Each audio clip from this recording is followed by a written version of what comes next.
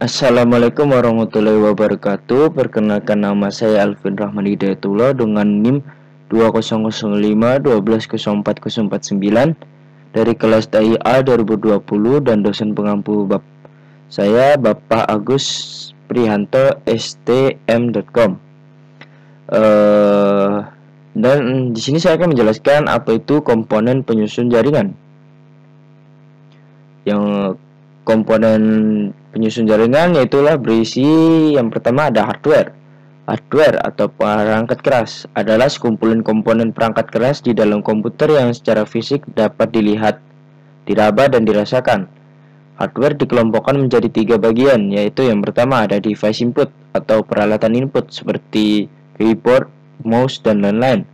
Lalu yang kedua ada device process atau peralatan proses dari data input. Contohnya seperti prosesor, motherboard, dan memori. Lalu yang ketiga device output atau peralatan output seperti monitor, printer, dan speaker dan lain-lain.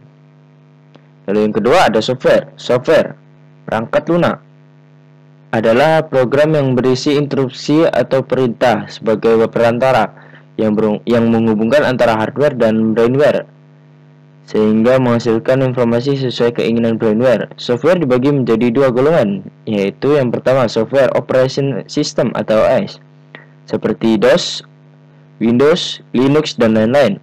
Lalu yang kedua software application atau program aplikasi seperti Microsoft Office, database management, program grafis, network software, web design tool, utilities, entertainment, dan education, dan lain-lain.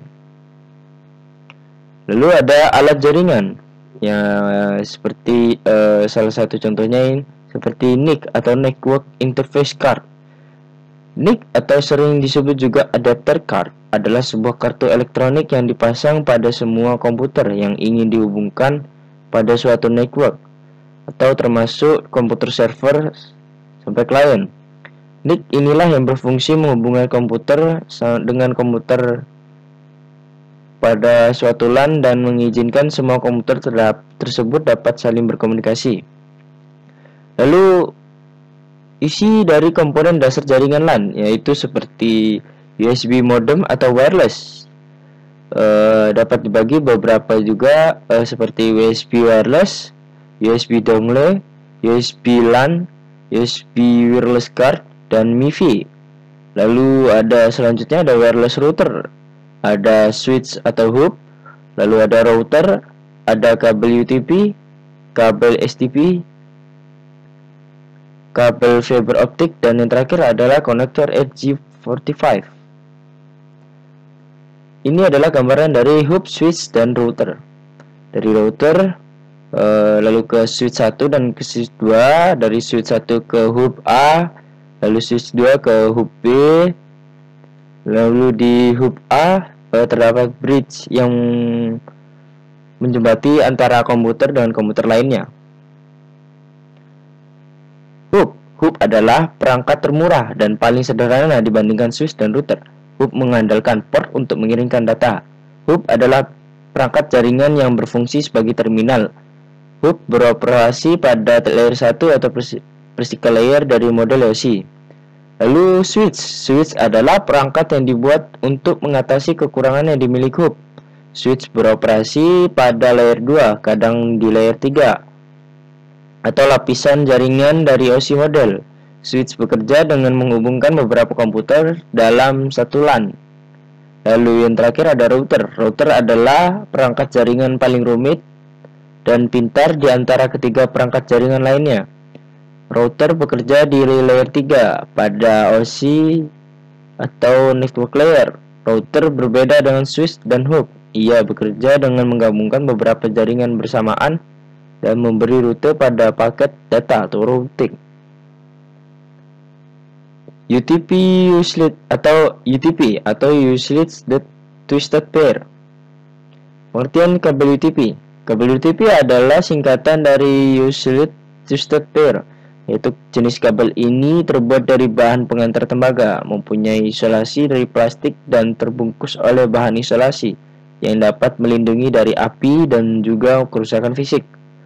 Kabel UTP sendiri terdiri dari 4 pasang inti kabel yang saling berbelit, di mana masing-masing pasang mempunyai kode warna yang berbeda.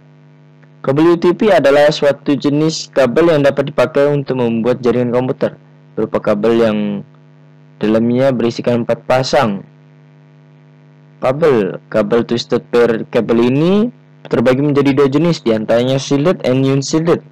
Shielded adalah jenis dari kabel UTP yang memiliki selubung pembungkus, sedangkan unshielded adalah jenis yang tidak mempunyai selubung pembungkus. Untuk koneksinya, kabel jenis ini memakai konektor RG45 atau RG11. Lalu di sini saya akan mempraktik.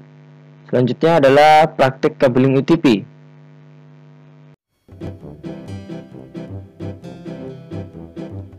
Oke, sekarang kita akan mencoba menggunakan aplikasi UTP Simulator.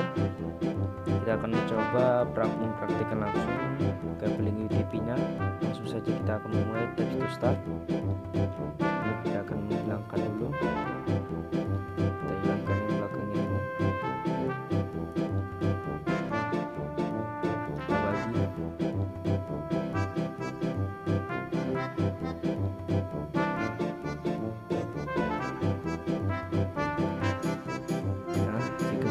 Ini lanjut kita akan mengubah posisi-posisi yang hijau ini, yang ada putih-putihnya kita taruh di awal,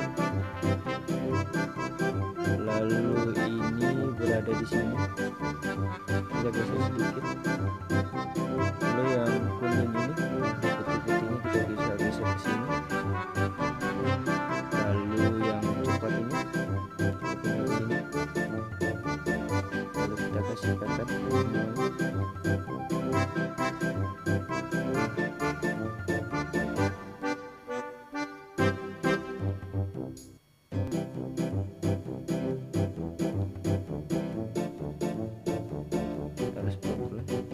Lalu kita coba pasangkan ininya. Sudah pas.